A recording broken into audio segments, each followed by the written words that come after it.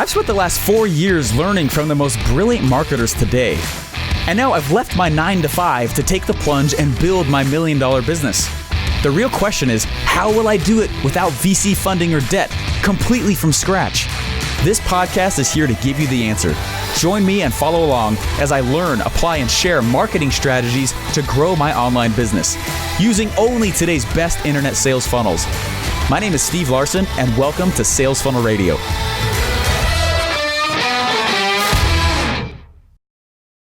Boom, what's going on, everyone? This is Steve Larsen. Actually, for kind of a neat episode to do with you guys today. I am standing in the building where OfferMind is happening in 4 days.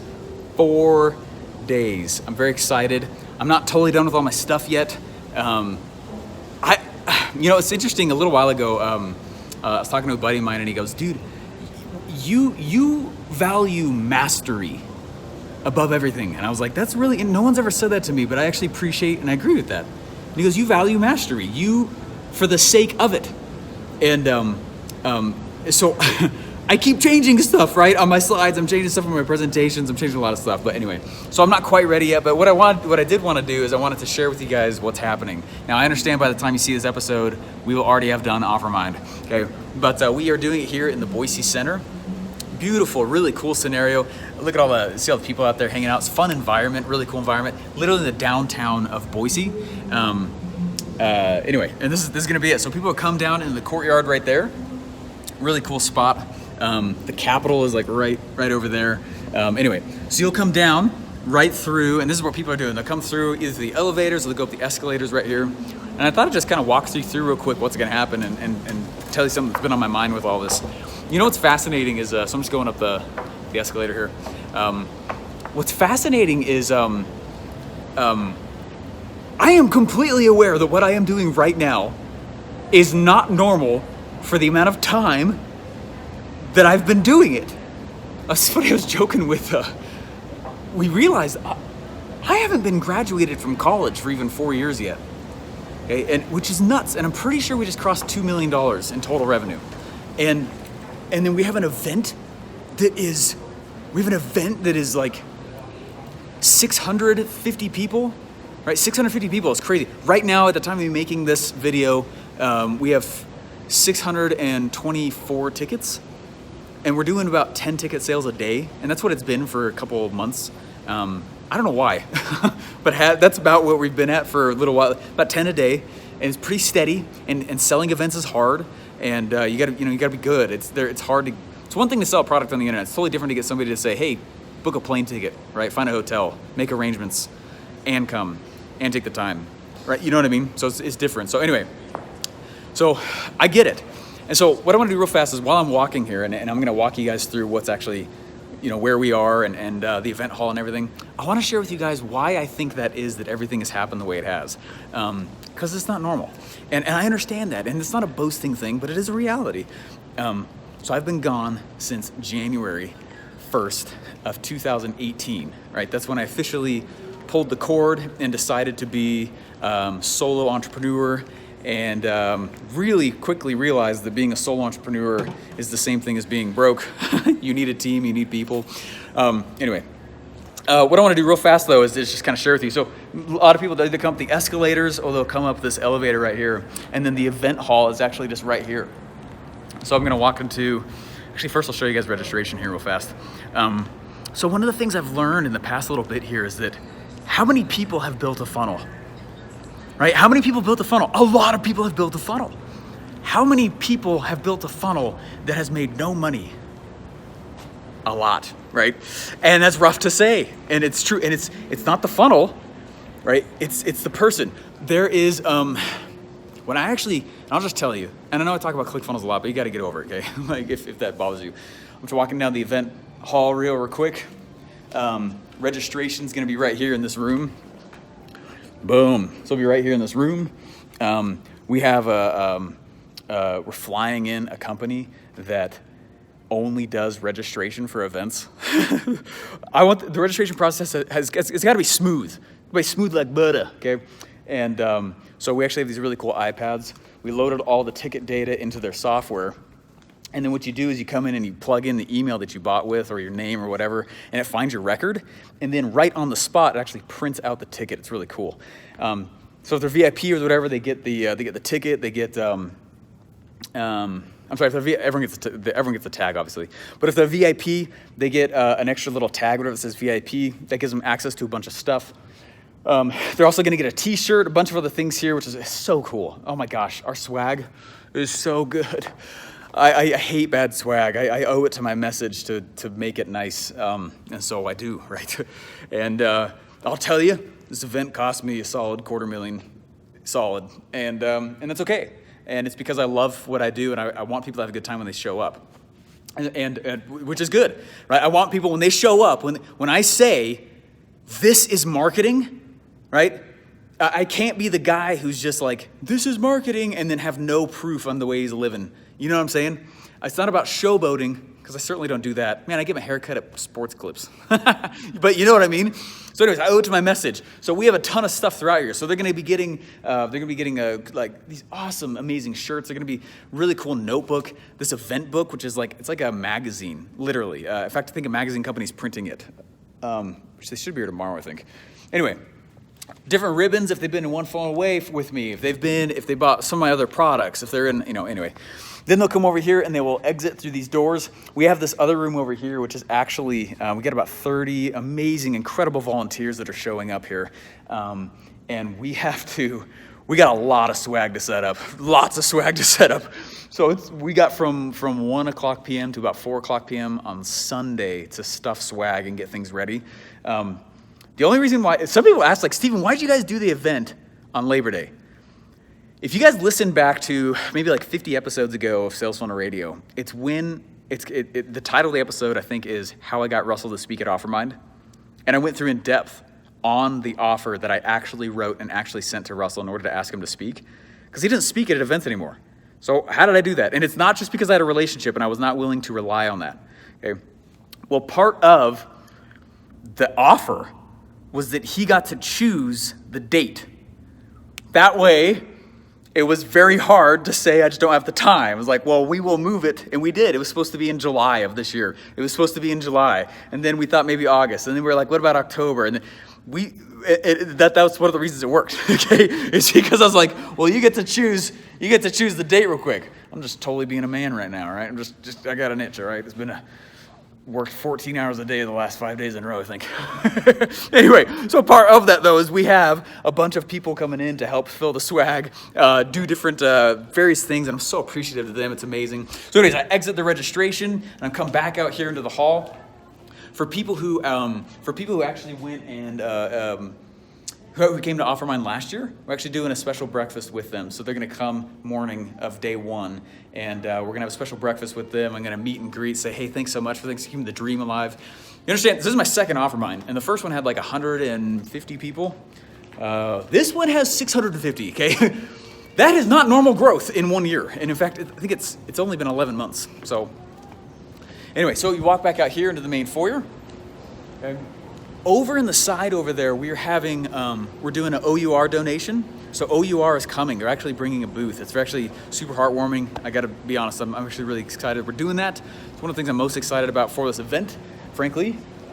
We also have a swag store that's going right over there, because all y'all love this Capples Pigs, and I do too, which is awesome.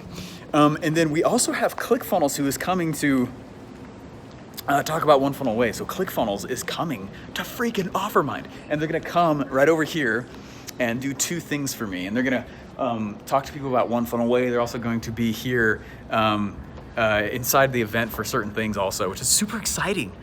I mean, what? It's one thing to get Russell, which is really hard. To get some of ClickFunnels to come as well, it's like, what? How about them apples? What's up, son? Anyway, so just to kind of share with you guys the other part that's happening with this. So we are having, you understand that one of the reasons events work is because you transport somebody, right? So next year's OfferMind is actually in San Diego, the same room that my first Funnel Hacking Live was in. It's the same room. We scheduled it. It's 2020 OfferMind is in the same room as Funnel Hacking Live 2016. as kind of like a, let's tie the bow on this, let's go full circle. That's crazy. So we already have the room, okay? But what's funny is that when I went and saw the room, I did not recognize it. And it's to that very point, okay? When you set up an event, it is my belief that they can't realize they're even in a room. It has to transport them. They must feel like they're in a different scenario, okay? And it's part of, there's very few things on this planet, in my opinion, that are more effective than attending a live event, right? And I'm a sucker for them. I think I'm speaking at like 6 in the next 10 weeks after OfferMind. I'm speaking a lot this fall. Okay, but anyway, so we have to transport them. So what we're doing is we have these really cool trusses. There's this really cool truss system with these big speakers. There's gonna be a massive TV screen right there. There's signage all over the place. We got this huge OfferMind logo that they're plastering on the window of the building, which is really cool. But it needs to transport them, right? So I'm looking at the wrong side over here. But what's gonna happen though is we got these cool truss systems here, and it's there's gonna be music. There's speakers on the truss right here. The doors will stay closed on purpose until about 8:45, right before the event. Okay, and now it's 600 people. About 100 of them are gonna be early access, okay? We have 600 people, 100 are early access. We have 15 minutes to get in and find their seat, and then it starts. And the reason is because there needs to be that anticipation feeling with an event, okay? So the doors are gonna be closed. They cannot just walk in. 8:30, we have the new, 8:30 we have VIPs walking in through early access, and then 8:45, only 15 minutes before the event starts, all the rest of the doors open, right? And when that door opens, okay, that needs to open up, and it needs to be, and the lights are down, and there's smoke, and there needs to be lights, and there's gotta be, right? It's gotta be, it has to transport them, okay? I don't know how else to say that, and maybe there's a better way to say it, okay? But they need to feel like, if they came back to this room a few years later, like I did to Funnel Hacking Live, they should not be able to recognize that this was the room that they were in. That's happened to pretty much every single Funnel Hacking Live event I've ever been to, okay? And what it does is it pulls people out of their comfort, I'm gonna stay the same way I've always been, zone. And so they actually have the ability to do some real change in their life, which is really cool. There's a little state control with it, but like what's more powerful in my opinion is that people are doing things they've never done because they're in a place they've never been, and they're in a state that they're not used to being in, and they find out, good crap, I am capable of more in my life than I knew that I was previously. That's why you do it. So that when it's a pre-frame for everything that they will hear on the stage. So anyways, the room itself. I don't like the stage. I don't like deep rooms. I like shallow rooms. Brings the people closer to the speaker, okay? Brings the people closer to the slides. So what we're doing, let me switch hands here so I can point. What we're doing is we have we're changing this back there so that across the long hall, so it's a shallow room instead of a deep room. Okay, across the long hall, the backdrop goes across the whole back part right there. And then what we're doing is there's tables for everybody, which I like because I take a lot of notes. I remember my first Funnel Hacking Live event, I took 56 pages of notes. I found the notebook the other day too, by the way. I take a lot of notes. Have I ever reviewed them? No, that's not the point. That's how I learn. Okay, when I process and I'm thinking about it, I'm trying to take notes. Like for some reason, me adding an action to the learning really helps me learn. And so I don't care if people don't read their notes. I hope they do, but that's besides the point, you know what I'm saying? So we have tables for everybody for that. So they can go in, they can take notes. On the tables, we have this super awesome, oh my gosh, it is the coolest looking notebook ever. A really cool notebook, a beautiful pen, which might sound cheesy, but I'm a little bit of a geek for that. I don't need like a crazy expensive pen, but I like a good pen. Then we got the water bottles, and then there's this event book. And in the event book is the guide of the event, when things are happening, the schedule. We don't put times on speeches because we don't want people cherry picking which ones they want to go to, because events are crafted in an order. You're supposed to receive the event in an order, okay? That's one of the most challenging parts to do with event. That's in my opinion, that's almost as hard as filling the event, is coming up with the order of it. And a lot of times you'll see like people who've never thrown an event before, they just like, who's next? Who's speaking next? Who's speaking next? No, okay? It is meant to be consumed in an order, okay? And I'll just tell you right now, it's because they're experiencing a webinar over 2 days, okay? And so what's gonna happen is there'll be the stage right here, there'll be a full black backdrop across right there, which is super exciting. And then we will have, the AV is over in the corner there. They're obviously recording it. I've got photographers walking around over the place. I have multiple videographer companies. I have, because we need a lot of creative, right? And I want people to find themselves in the pictures when we release them to everybody else afterwards. I think it's crazy that events will keep their pictures of the audience. Man, if you give that out and share it around, it is the craziest pieces of social proof ever. Don't hang on to it, right? I want this to be a well-documented experience. And if they can't do it with their phones and not willing to, then it's such a big deal that I will spend a lot more money to create the creative for them and then hand it out to them afterwards. You see what I'm saying? It's a big deal. So I spend a lot of money on creative and AV and stuff like that. AV is very expensive, but that's okay, right? It's part of the experience. It needs to transport them. I'll tell you, I would not be able to afford this event with my current cash flow levels had it not been for affiliate marketing. There's another affiliate marketing plug. Go to makeaffiliatesgreatagain.com, makeaffiliatesgreatagain.com. Of course, it's a play off the Trump thing, come on, right? Go to makeaffiliatesgreatagain.com and you can see how I run all my affiliate stuff. In fact, I give access to a lot of sweet programs in there for free. But anyway, this is besides the point. That's how I've been able to pay for all the stuff that I do, though. I actually do what I teach, and whenever I need to pay for something expensive, I think through, I'm like, hey, here's my normal cash flow levels. We're only allowed to scale ads to certain levels, thank you Facebook, or thank you wherever we're putting ads in. So even if we did scale as aggressively as we could, it's still not gonna be the cash flow level I need in order to pay for something really expensive. How else could I go pay for that? I watched Russell solve that problem multiple times with a much higher price tag, okay? Entrepreneurs are problem solvers, okay? Anyway, so day one, I'm speaking. Dana Derricks is speaking. Dana's gonna come in and he's gonna talk about how to find the Dream 100. I think everybody has a clear, or at least a bit of an idea on what to do once you have the Dream 100, but figuring out who to put on the list is very hard. Now, it's kind of a challenge, and you don't take them off very easily. So who do you put on and who do you not put on? He's gonna talk about that. Brad Gibb is going to come on, and he's my personal finance coach. I did an episode with each of these speakers as well, which were great. Go back and watch them if you'd like to as well. Brad Gibb, though, he's gonna come on and he's gonna talk about what to do to cash flow personally harder from your business. And the reason this is important is because there's a lot of 2 Comma Club winners who are broke, okay? I mean, personally, their business has money, but they don't, right? And so what he's taught me in the last 3 months, 4 months, is what to do, right, to actually get paid and compensated for the hard work that you do. So, which is crazy. That's what I mean, like, he's gonna teach personal cash flow tactics. That's what I think the title of this thing is. Anyway, which is nuts. I am gonna be teaching you guys my process, which if you came last year's was good, but it was pretty nerdy. This is not nearly like what it was at all. It's very different, actually. Anyway, by the end of day one, you should have a clear idea on what your offer is and why it will sell. That's the other thing I've noticed in some rooms I've been in who I'm listening to people who've made money. A lot of them don't know why they made the money, right? So anyways, you should be able to have a clear understanding of your message and your offer. And then day 2, I'm gonna talk a lot more about campaigns and how to go create campaigns. And none of this is, oh, I know what a message is. I highly doubt it, okay? I highly doubt it in the way that I'm talking about it. In fact, I've had a hard time calling it a message because I don't want people to think they know what it is. It probably isn't. Or an offer, it's probably not what you're thinking. A campaign is definitely not it. That's a dying term in today's direct response marketing world. Anyway, day 2, Myron's gonna stand up and he's gonna share with you guys more about how to go and, I'm talking like you're coming. I know this is a podcast episode. But anyway, for those of you guys who are coming, and this episode will get dropped out after the fact, Myron's gonna come in and teach more about how to offer your offer, how to actually offer what it is that you've created, which is super cool.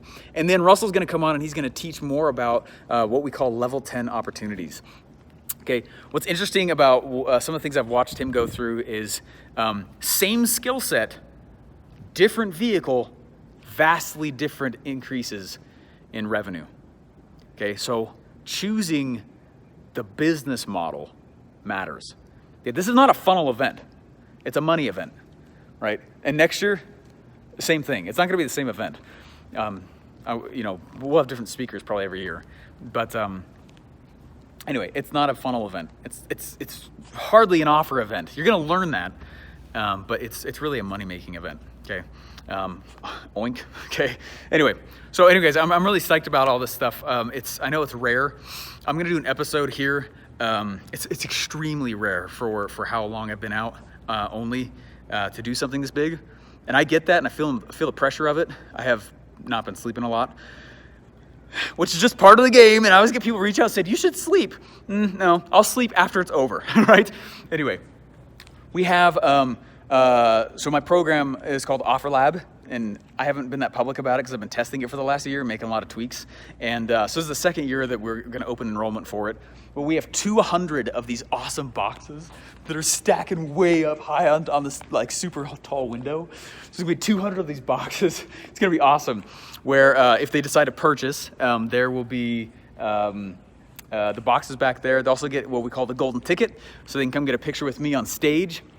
There'll be, instead of sales tables in the back, we're actually doing them in the front of the room. Of course I'm gonna sell, come on, right? And because my program's good and it changes a ton of lives. Like, I know it's good, I have a responsibility to sell, and I hope you treat your product that way as well, okay? And so I'm looking forward to selling. It's not freaking me out. I'm actually really stoked about it. I wish we could just start with that. But we're actually doing sales tables at the front of the room.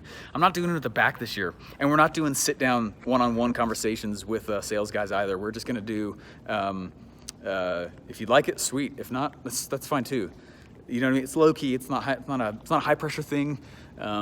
Anyway, I'm also going in and I went backwards and I found patterns among 4 or 5 old school marketers to pull out the patterns and how they behaved on treating products.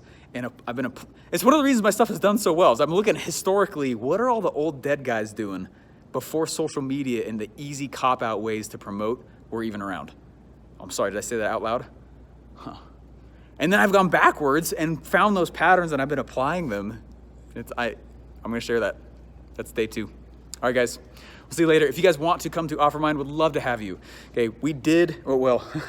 by the time you see this, it will have happened, but we are going to be offering tickets to people at this event for next year's event. Next year's event room, I don't want to go above 1,000 people. I just don't. The events I've largely gone to for Fun Hiking Live, the thousand Fun Hiking Live or other people's events, 100 people to me feels a little bit small. I don't know. Maybe I'm just kind of weird that way. When it's like a higher ticket program, totally smaller. I want it a lot smaller, and that's how it is too with OfferLive. What I'm selling, but it's not this. Oh my gosh, heck no. It's way smaller than this. Okay, and it's because it's very workshoppy. I literally walk around the room and spot check people's funnels and offers and campaigns. It's really fun. But in the future though, so for San Diego, we'll probably cap it. This is 650 at this one, and I'm seeing where things are moving. I'm also seeing what it takes to put on something like this. I don't want it over like 900, 900 or maybe 1,000. Like, I just don't. So go to OfferMind.com. Join the waiting list that's there, or we might actually have the funnel up by then as well. Go get a ticket. More information will be there for you as well. And it's exciting, guys. Really stoked about this. I'm hoping what this is for you is inspiring. That's the whole purpose of this episode. It's not to showboat. It's to say, holy crap, it's been 20 months only. Not that long. You guys can pull amazing stuff off as soon as you get out of your own way a lot of times. And that funny enough for me, that was one of the biggest keys. Confidence, funny enough. Anyway, hopefully you guys are all awesome, and hopefully you enjoyed the episode. And would love to have you come to OfferMind. The dates are actually at OfferMind.com for next year's, and would love to have you. All right, guys. Yeah, anyways, get rich, my friends. Boom. If you're just starting out, you're probably studying a lot. That's good. You're probably geeking out on all the strategies also, right? That's also good. But the hardest part is figuring out what the market wants to buy and how you should sell it to them, right? That's also what I struggled with for a while until I learned the formula. So I created a special mastermind called an OfferMind to get you on track with the right offer and, more importantly, the right sales script to get it off the ground and sell it. Want to come? There's small groups on purpose so I can answer your direct questions in person for 2 straight days. You can hold your spot by going to OfferMind.com. Again, that's OfferMind.com.